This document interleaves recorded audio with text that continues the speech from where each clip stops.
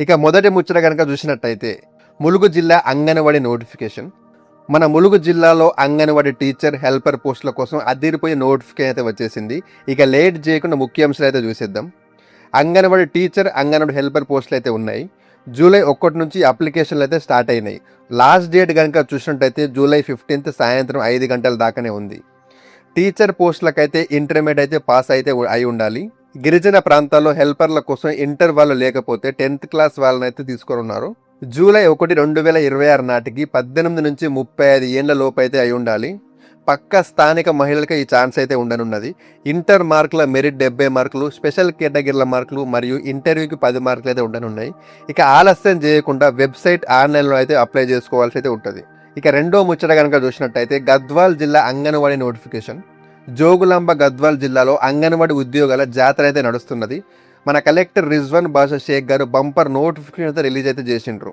మొత్తంగా చూసినట్టయితే 73 ఖాళీలు అయితే ఉన్నాయి. ఇందులో 64 అంగన్వాడీ టీచర్లు, 9 గిరిజన ప్రాంతాల ఆయా పోస్టులు అయితే ఉన్నాయి.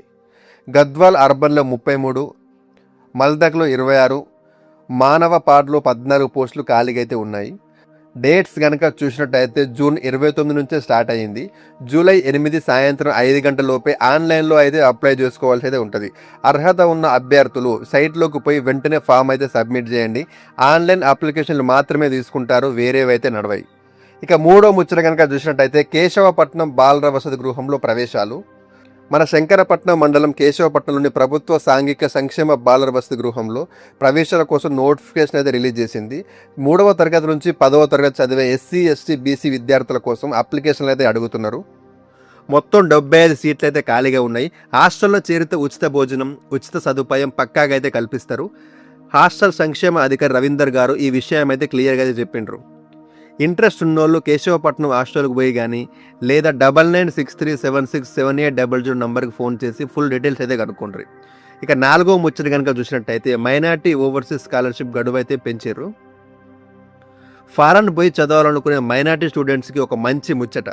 మైనార్టీ ఓవర్సీస్ స్కాలర్షిప్ల దరఖాస్తు గడువు అయితే పెంచిండ్రు. జిల్లా అల్పసంఖ్యక వర్గాల ఇన్ఛార్జి సంక్షేమాధికారి వి జగదీశ్వర్ గారు ఈ అప్డేట్ అయితే ఇచ్చిండ్రు. విదేశాల్లో చదువుకోవడానికి అర్హులైన అల్పసంఖ్యక వర్గాల విద్యార్థులు ఈ నెల జూలై 15వ తేదీ వరకు అప్లై అయితే చేసుకోవచ్చు. గింత మంచి ఛాన్స్ మళ్ళీ అయితే రాదు. లండన్, అమెరికా పోయి పెద్ద పెద్ద చదవాలనుకుంటున్నకు డేట్ దాటక ముందే అప్లై అయితే చేసుకుండ్రి. ఇక ఐదవ ముచ్చట కనుక చూసినట్టయితే ఓపెన్ స్కూల్ 10th మరియు ఇంటర్ ప్రవేశాలు. మధ్యలోనే చదువు ఆపేసిన వాళ్ళకి డైరెక్ట్గా 10th ఇంటర్ పాస్ కావాలనుకుంటున్నకు కరీంనగర్ నుంచి మంచి సూపర్ గుడ్ న్యూస్ అయితే వచ్చేసింది.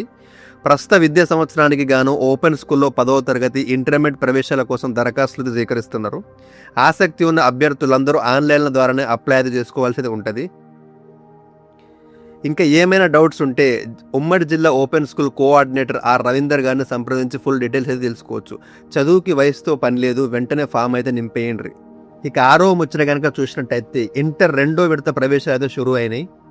ఇంటర్లో జాయిన్ అయ్యేటోళ్లకు అలర్ట్. తెలంగాణ రాష్ట్రంలో జూనియర్ కళాశాలలో ఇంటర్మీడియట్ 2వ విడత ప్రవేశాల షెడ్యూల్ అయితే వచ్చేసింది.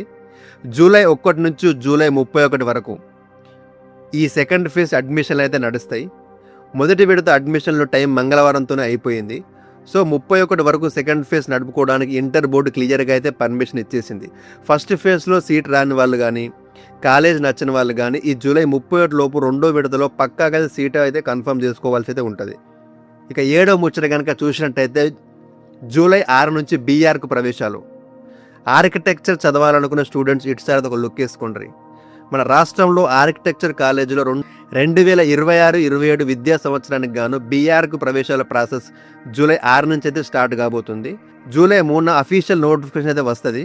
తొలి విడత ఆన్లైన్ రిజిస్ట్రేషన్, సర్టిఫికెట్ల వెరిఫికేషన్ జూలై 6 నుంచి 19 వరకు అయితే ఉండనున్నది. ఆగస్టు 3న ర్యాంకులు ఇస్తారు. ఆగస్టు 7 నుంచి 10 వరకు వెబ్ ఆప్షన్స్ అయితే పెట్టుకోవాల్సి అయితే ఉంటుంది.